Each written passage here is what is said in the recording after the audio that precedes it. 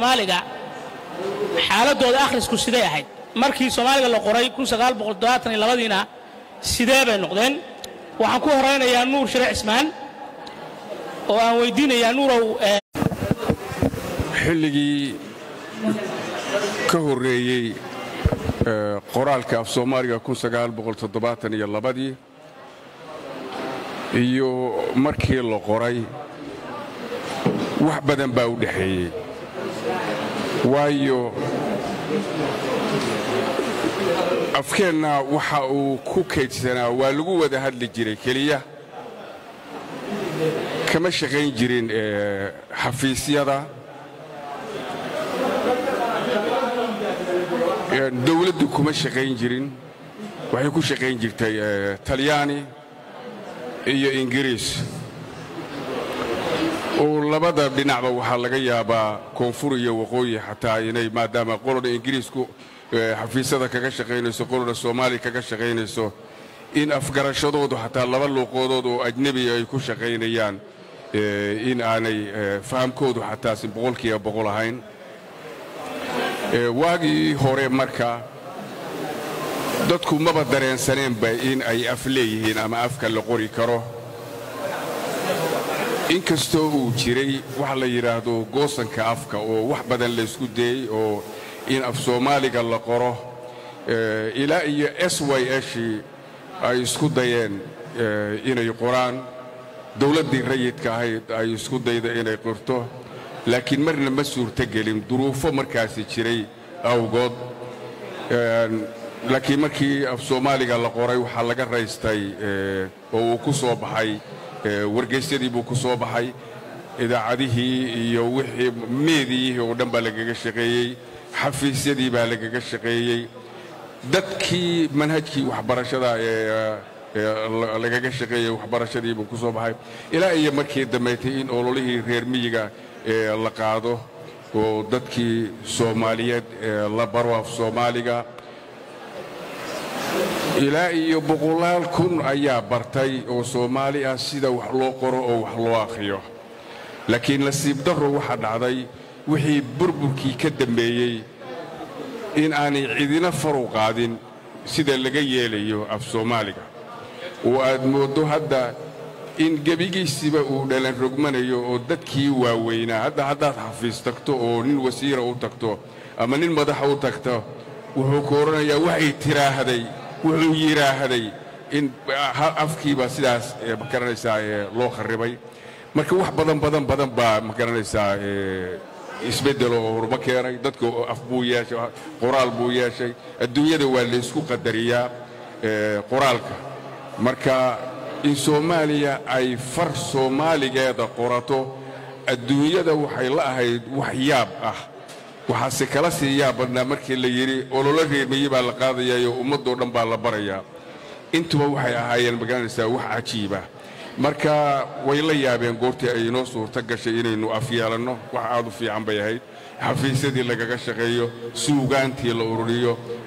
maxaan ku yiraahday taariikhdii la ururiyo waruu markii dambe hadee buugaagtii taariikhda iyo burburkii wax badan la gubay oo dagaalkii sokeeyo oo aafo u geystay qoraaladii u geystay anigu waxaan ahay macallin xisaabeed baan ahaa waxaan aad ulay Soomaali baanu ka dhigi jiray waxaan aad ula yaabaa sidii quruxda badnayd ee buugaagtaas af Soomaaliga ku qoran ee sayniska loo turjumay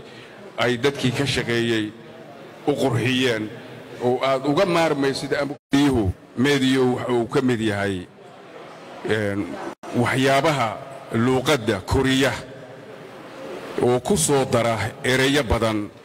oo marka af Soomaaliga ka dhinaa laakiin ajnabiga laga helayo duruuf baa marka waxay ku khasbaysay dadka turjumaya inay ereyga macna u helaan sida Commonwealth markaynu niraahno ereyga loo bixiyay waxay barwaaqa sooran waxaan filayaa ninkii sameeyana inuu ahaa Cabdullaahi Xaaji inuu ahaa ninkii keenay maxaan ku yiraahdaa hargahan korontada ninkii keenay oo yiri maxaan ku yiraahdaa dhagaatiyo idoo ereyo noocaas oo kale ta keenay dhagaatiyo ereyadii haamaha iyo ereyadii hargaha in loo bixiyo oo lagu turjumo ereyadii waayiradii maxaan ku yiraahdaa afafka qalaad kuna taas maxamuud xasan baa la keenay hadda buuhoodu joogaa marka anagu inaanu turjurno ereyada marka ingiriiska ku qoran ama carabiga ku qoran khasab bay ahayd inaad erey walba u hesho mid ku habboon oo Soomaaliya u hesho saas ayaa af Soomaaliga loo bartay wax badanina ay sax ku noqdeen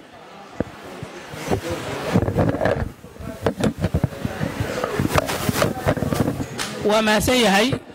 نور شرع اسمه وكسر لامن دونا وعنو قد بيا أبوان هوري أبوان كوحو كتر سياسين هورو شاقناي هيدا فانكا يدقنكا أكاديمية علمية فانكا يدقنكا الصومالي دا وحو درسا حرير كدحي اللغة عربية الصومالي دا سؤال شو بو رسان ويديني أو حوي أبوانك كالنتا بتقفك أفكو ليه إلا لنتا دقنكا يدينتا أفكو مهم يا marka la eego dhaqan وليه أفكو قيمة وينا أفكو مونad وعنا أفكو حيلad dheera أفكو barasho mudana أفكو adiga weeyaan adiguna afka tahay macni qofku meesha taariikhdiisa laga gara karo waa afka abwaan afguriya ayaa waxa kamid ah suugaantiisa wuxuu leeyahay la xarbiga garaadka nafla jaro ka xeel dheer waxaan in dadka la laayo ayaa wixii iskula hadleen loo kala turjumaya sababta mid baa Talyaani ku hadlaya midna afkii Ingiriisku ku hadlaya midna Carabi ku hadlaya marka wuxuu yiri maxaa taar mid soo diray ka kale tutur oo laba tulud wadaagta turjumaan u baahdeen halka wuxuu ku cabadaynaya marka qiimaha uu afku leeyahay marka su'aasha waxa rabaa inaan ku soo koobo afku haddii uu helo badqab waxa badbaadaya habka qofku u fikirayo haddii qofku habka uu fikirayo uu badbaadona qarannimada iyo jiritaanka iyo taariikhda iyo ummadnimada iyo karaamada badbaadaysa haddii afku baaboo fikirku waa baaba'aya haddii fikirku baaboona waxa baaba'aya ummadda haybteeda iyo isirkeeda iyo jiritaankeena su'aasha marka waxaan ku soo afjarayaa markii afka la qoray qiimihiisii ayaa waxa jira gabay uu leeyahay abwaankii cali cilmi afyare oo nin aad u qiimo badan ahaa wuxuu leeyahay afkeenii la dilay wayada loo digrinayaa ee murtidii la duugayay iyo dogobka noolay ee dildilaac shamaansooyinka dahab ka buuxay dararta iyo heesaha macaan looxa ugu duuga duuduub wixii kugu noqdaa kaama daadago waa mahadsan yahay abwaan hori oo ku soo laaban doonaa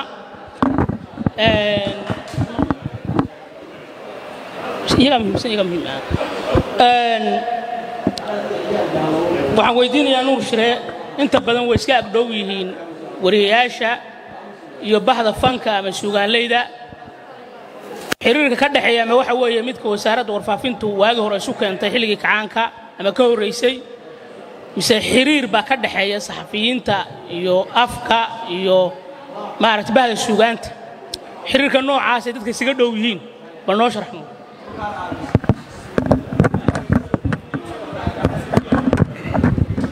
aad iyo aad baad u mahadsan tahay runtii kalmiya dabahalka korjad baad ii dhiibtay maxaa kale may maqlaysaan horta waxaan jeclahay inaan marka hore macnayo waxaan u malanayaa haddeer way adag tahay haddii qof la weyddiiyo sharax qof waxa uu yahay inuu si degdega u garto in qofku yahay noole laba gacmood iyo laba lug inuu sidaa degdeg ugu garto aad bay ugu adagtahay sidaasi oo kale haddii qofka la weyddiiyo af waa maxay af isla markiiba inuu la soo boodo inuu in muddo ah fikiro mooyaane aad bay lafteeda ugu adagtahay afku sidiisaba waa dhawaaqiyo macno samaynaya dhawaaqiyo macno samaynaya saddex nooc buuna u kala baxaa hadal iyo dhigaal hadalku way ku wada hadlayno dhigaal oo dhigaal ah iyo baaq haddaan saas iraahdo waa la garanayaa inaan kaalaya leeyahay haddaan saa iraahdo waa ka carara meeshuu idinku soo duminay inaan leeyahay ka baxa bay la mid tahay horta afku waa kaa ereyga suugaanta la yidhaahdo waxa weeye dad badan baa qalda oo u haysta in suugaantu ay gabay keliya tahay maya suugaantu tix iyo tiraab labadaba way noqotaa dadku inta badan waxa ayan xasuusan waxa la yidhaahdo sheeka suugaaneedda sheekooyinka buugaagta lagu qoro ama maxaanku yidhaahdaye wargeysyada iyo magaasiinada lagu qoro ee la qarax tiray waxaa loo yaqaanaa sheeka suugaaneed ereyga suugaan marka la macnaynayona suugaan waa maxay haddii lagu yidhaahdo suugaantu waxa weeye erayo si farshaxannimo ah loo qarax tiray oo ama la yidhi oo lagu dhawaaqay ama la qoray suugaanu horta waa taa ereyguna literature buu ka yimi oo guddigii af soomaaliga ayaa ereygu waa erey soomaali oo erey miyi weeye ayaa literature inay ku beddelaan u qaatay wax badan buuna ereygaasi suugaan miyiga ka yahay dad baa waxaa u yaqaaniin suugaanta budada gallayda ama haruurka marka la shiido ama la tubo budada ugu jilicsan dad baa suugaan u yaqaan dad baa suugaanta u yaqaan ciidda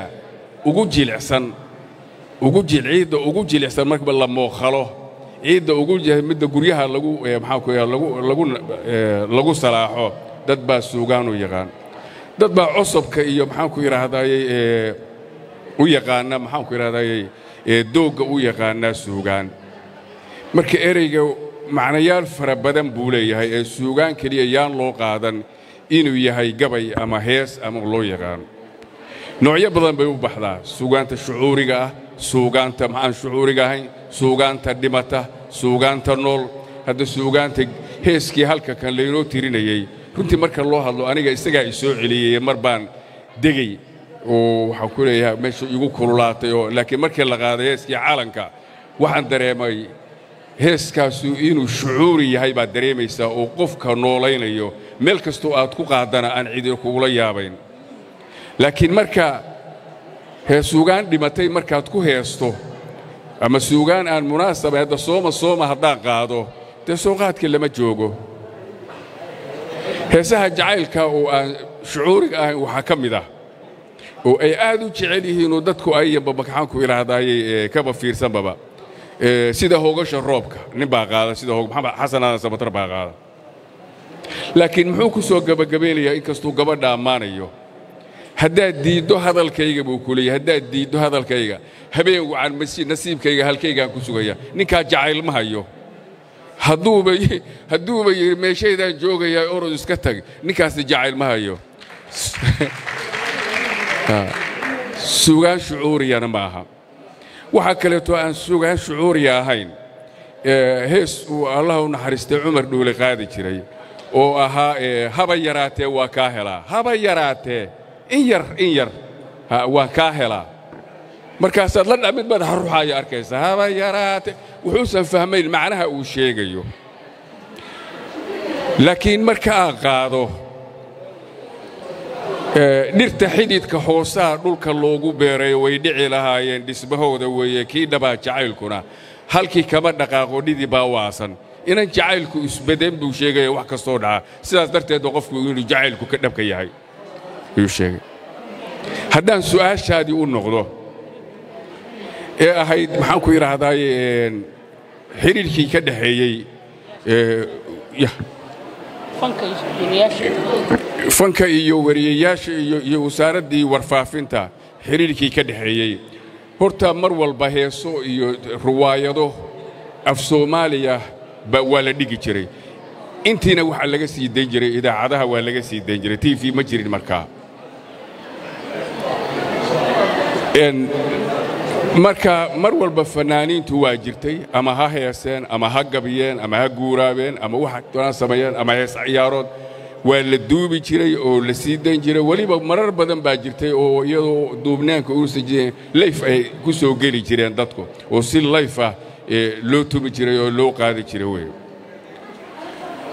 laakiin markii dambe waxa suurta gashay wax kasta oo masraxa la geynayo ama lagu heesayo ama lagu gabiyo in la qoro ayaa suurta gashay laakiin wasaaradii warfaafinta iyo xiriirku mar walba waa ka dhaxeeyay abwaanada iyo fanaaniinta iyo fanka waa mahadsan yahay nuur wuxuu ina xusuusiyay allah u naxariistay Cumar Dhuule dad badan baa baraha bulshada lahaa waarka Cumar Dhuule naalay balees oo faqsaneen jacaylka dhageysanina taas nuur shariic ismaan waa ninkii boosaaso in badan la maqlayay nuur shariic ismaan BBC boosaaso inuu maqlayn waxaan rabaa maanta inaan nuur shariic ismaan weydiino ana u gudbi doono hore warkii ugu horeeyay boosaasa ka diro hadduu xusuusto iyo xilligay ahayd halkan waxa ku badan baan u malaynayaa sida dadku jecel yihiin dadkii 2000 wixii ka dambeeyay dhashaan u malaynaya marka nuur shariic ismaan warkii ugu horeeyay iyo boosaas xilligaas ay ahayd maadaama aynu maanta badhiga ku qabanayno inuu inoo sharaxo waligay iskuma dayin inaan anigu iska hadlo runtii marka loo hadlo wax alla waxaan sheego waxa ila wanaagsan da'dayda hadii la weydiiyo aad baan ugu farxaa laakiin marka la weydiiyo maxaa tiri marka la weydiiyo maxaa tiri iyo maxaa joogta xagee joogtaa iyo dad badan baa waxay yiraahdaan taariikh nololeedkaaga qor حتى ما دغيستو anigu warka aan sii daayay waan ka xishoodaa inaan dhageysto sidaas darteed baan haba yaraatay kulliba maalinta ay ahayd iyo bisha ay ahayd aanan u sheegi karayn warkii ugu horeeyay oo aan ka tiro laakiin marka aan sheego xilligii anigu marka BBC da warka u bilaabay inaan la shaqeeyo waxay ahayd 1996 waa maasoo aad buu mahadsan nuur shariic waa ku soo laaban doonaa waxaan ku noqonayaa abwaan hori abwaan waxaad noo sharaxdaa akhrisku doorka uu ku leeyahay qofku intaan wax qorin in marka wax badatay dadku inay wax iska qoraan iyagoo aan hore wax u akhrin qofku qoraan ma noqon karaa isagoo aan wax akhrin marka u horeysa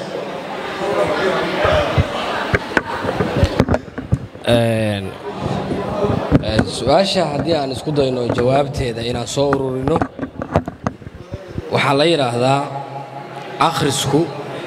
waa cusbitaalka ama dhakhtarka maskaxda iyo garaadka alqiraa'atu mustashfa alcuqul alqiraa'atu mustashfa alcuqul taasoo micnaheedu yahay qof aan wax akhriin oo wax daalacan oo wax baarin waxba ma qori karo akhriste wanaagsan ayaa wuxuu noqon karaa qof wax qori kara oday ka mid ahaa odayaashii guddiga afka Soomaaliga ee akadeemiyadda 70-yadii ayaa markuu ka hadlayay qoraalka farta iyo qiimaha ay leedahay wuxuu leeyahay afku qaaya weynaa kolkii qorista loo yeelay معني أفكار واحد قيمة كدقية أما عربي هالنقطة أما إنجليزي هالنقطة أما تلياني هالنقطة أما صومالي مركب حروف تلقره وقفه هيادة قرري أيوة معنا ليه مركب عليه أفكار وين كل كي قرست الله يلي فرت قاية بدنا كل كي دوب كلا قاضي وهي أو لقرحية أو شيء جوارته مركب كاحم هذا wuxuu u baahan yahay haruubka iyo doobiga iyo madhiisha in la culo qabaxa ama dhigaha iyo loolka iyo kabaaladuna waxay u baahan yihiin in la aslo haddii ay abaaloobaan haddii haruubka iyo hogorkana uu kaa galo camaj waxaa lagu sameeyaa culay iyo deebin ayaa la sameeyaa aw jaamac cumar ciise raxmatullaahi calayhi qoraagi weynaa wuxuu leeyahay markuu ka hadlayay akhriska iyo qoraalka buugtiisa inta badan wuxuu ku qoraa hadal yar oo kooban oo qurxoon uu leeyahay af Soomaaligu waa af ballaaran ereyadiisuna ay badan yihiin dhan loo eegoba yani oraahda siduu u leeyahay abwaanka ayaan u akhrinayaa wuxuu leeyahay waa af hodona hadal iyo hawraar maanso iyo mahmaah gabay iyo geeraar masafo iyo madadaalo hees iyo heello sheeko iyo sharaarixin qorriin iyo qun u hadal marka qof wax akhriyey ayaa wax qori kara kaalin weyn buuna ku leeyahay akhrisku in wax la qoro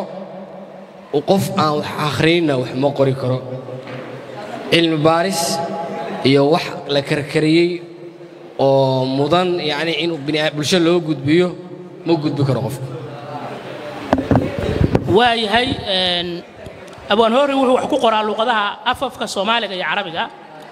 waxaanu rabnaa inuu si kooban inoogu sharaxo 3 daqiiqo ku soo koobaya xiriir ka dhaxeeya af Soomaaliga iyo afka Carabiga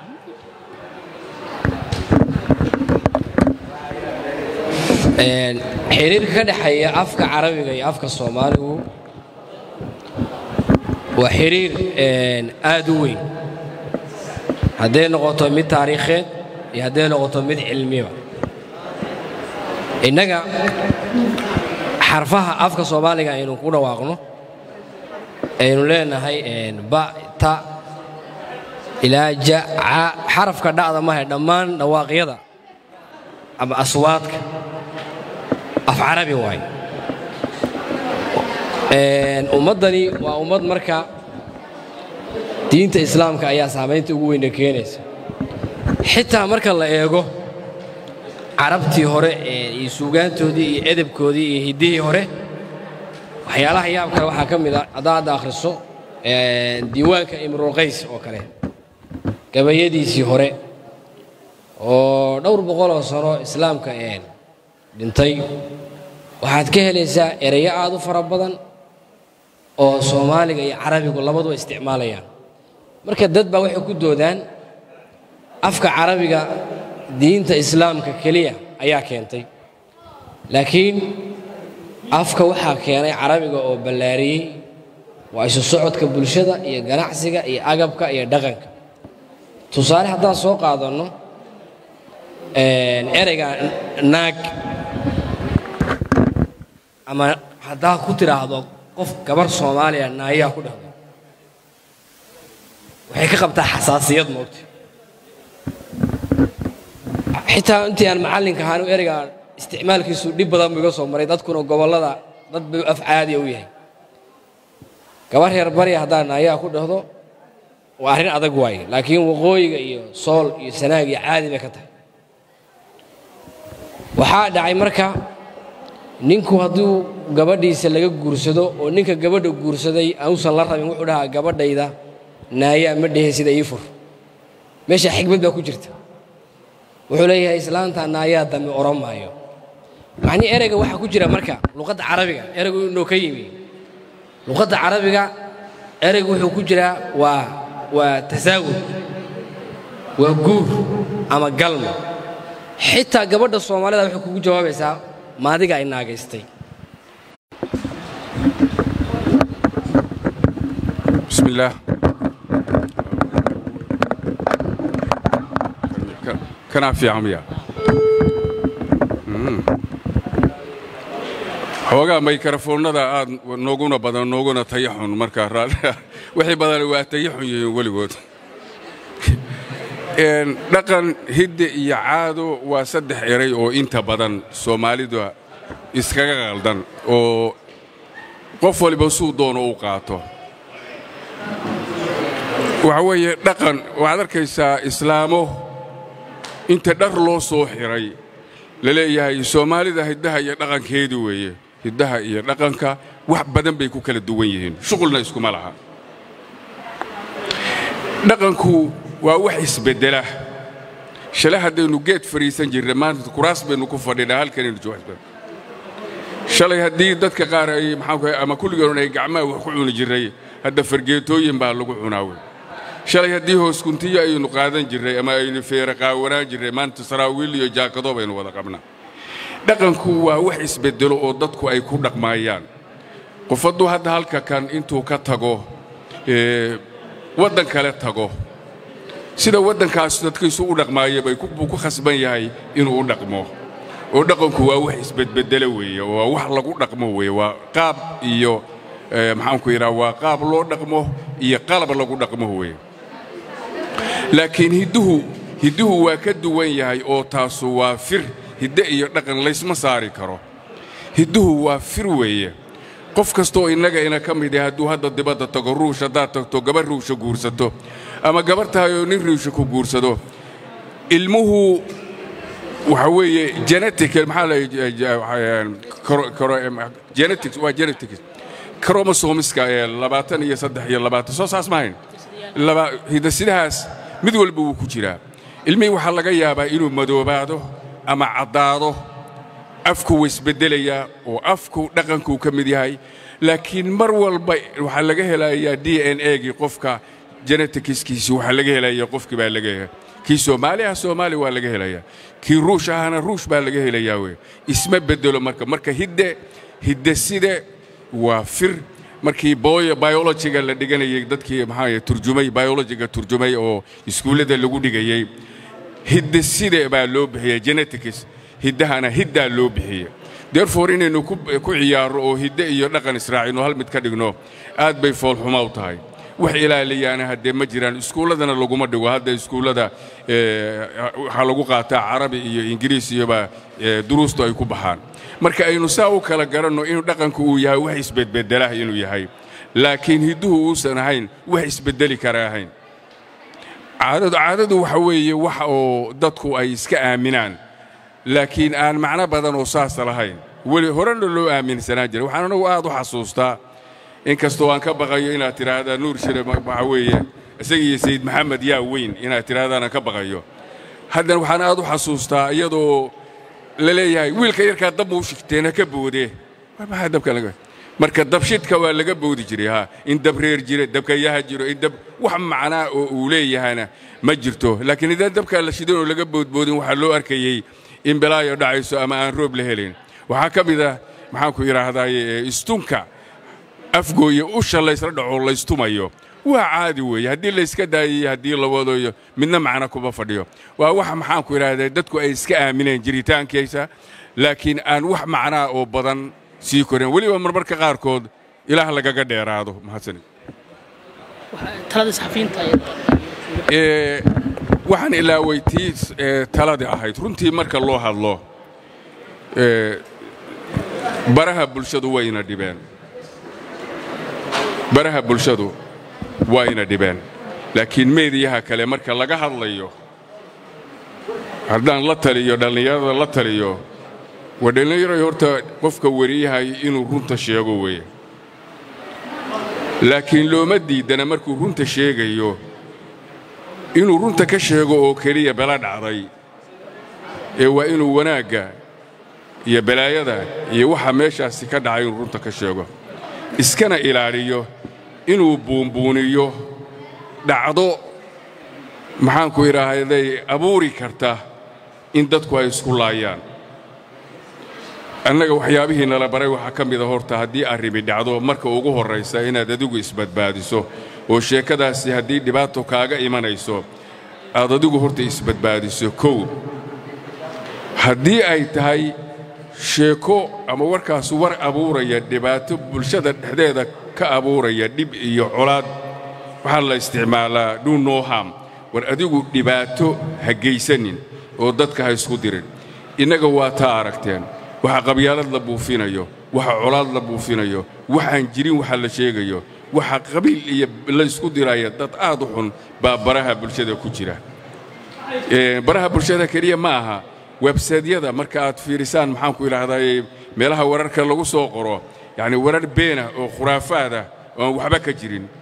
waxa weeye warku markaad sheegayso warku ma laha jacayl iyo nabcaan ma laha haddaad tiraahdo hebel baa nabcahay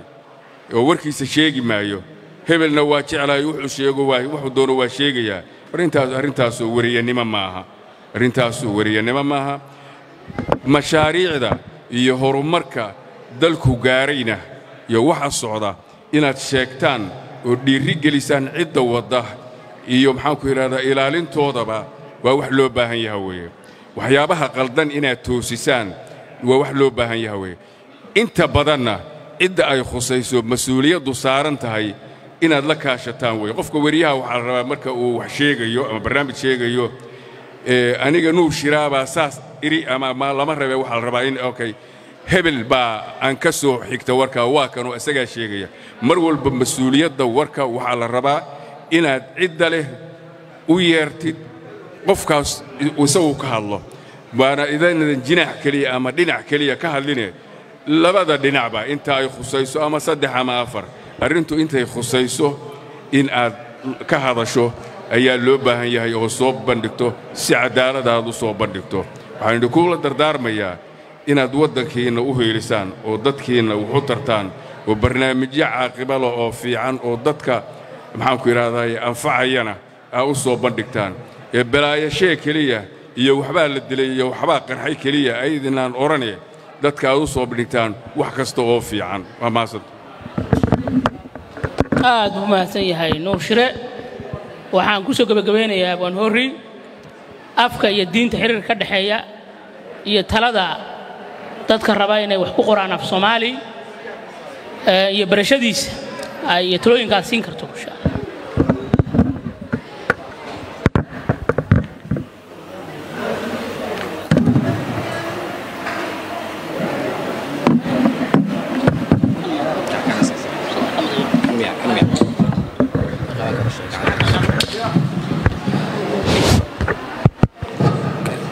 كلمة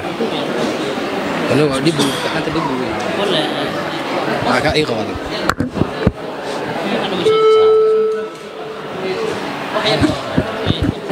هاي هذا المغلس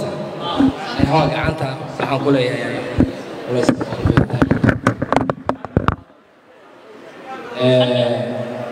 وحوي أنت السوقان في كل هاي عفوا يعني صحافة أنت كجرد وأنا أنت نور ما كله وحوي أنت السوقان وكانت في كل هاي إلى أنت الدين حضيروا إنه أبوانادي وهراء الصومالي ضاحكة والنظافة قرطة ولش أدوك قرطة وركي يعني أدوك وركي مشاكل يوم أدوك مصروفي أنت بدل ذات واحد وش يجري أنت سوقانت هذا سوق هذا عبد الجهيد وربع المشيخ كانت مقدس كعه علماء دولي وعلي هذه علماء مالكية ردعوا مجان إلهية ميشان ويسيو هذي مله حكمي صوري مرها صار آخرين لقام عليهم معنوه شيء يقداسة يكرامة أي علماء دولي وكسو الدنيا والسوقان وذات أبوانها وحويني انتو يابي وحويني وردور قانوني يتهان دور وذاتك يعني دين تبت قبل كذا إلى أنت هي وسطية أيوها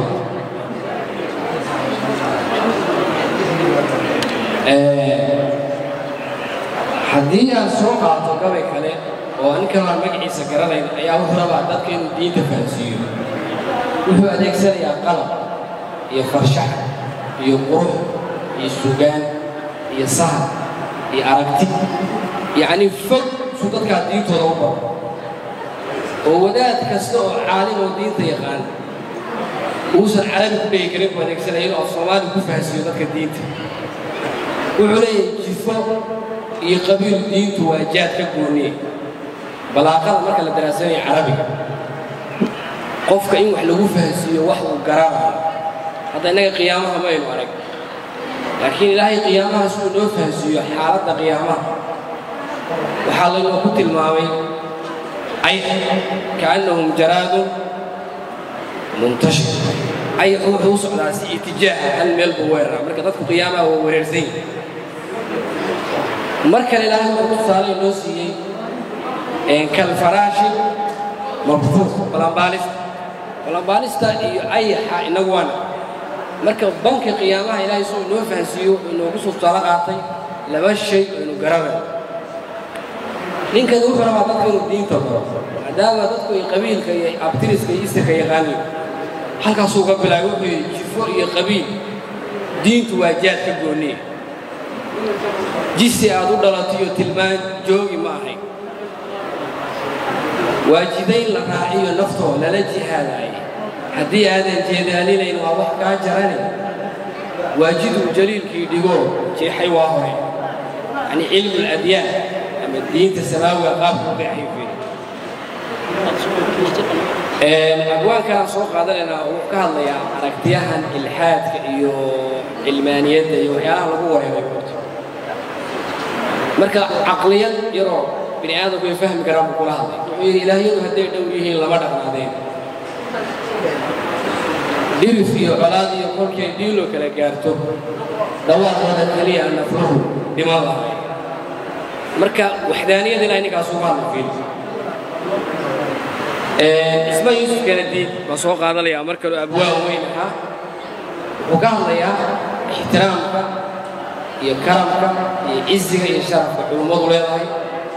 يحدي علومات الله صوره هنا محبي كريم لك قفه وأنت دعان سيس أدك لقول عليه يقولوا يا على قفك أو لقول عليه سيرة دعان بني آدميودا iyo karaamada adduunka ayaa wuxuu ku xirantahay inuu ku badbaado karaamada saaran marka wuxuu leeyahay culumadii badal malgoor mooye see tahay milladii iyo shareecada barbaa maal ku iibsadeen ardada mujaadala la gelin macallinkoodii hadba xaal muraad lagu wadaanay maqashiin ninka abwaaga kaalintu gudanaya fiiri nin kale oo suugaanyahana isaguna magaciisana garanaya gabay dheer waa jiro la soo gaadhay beero guurayo gaari rarana ma soo gaadhay geel wada dhalo raashin loo gaday marka beedkan uga socdaa wuxuu yidhi ma soo gaadhay gaal iyo wadaad gaal wada taagan yani wax isu sheegi karaa qofkiisa isuba gara karo marka culummadu waxay ahaayeen dadka fadhiinta cudoon ee bed qabta ee quman ku gaarsiiya diinta kula ilaasho waa culumadii abwaanadan u jeedaya aabban waayahay aad baa mahadsantihiin intaasaan kusoo gabagabeynaya baarankii waa mahadsan yihiin nuur ismaal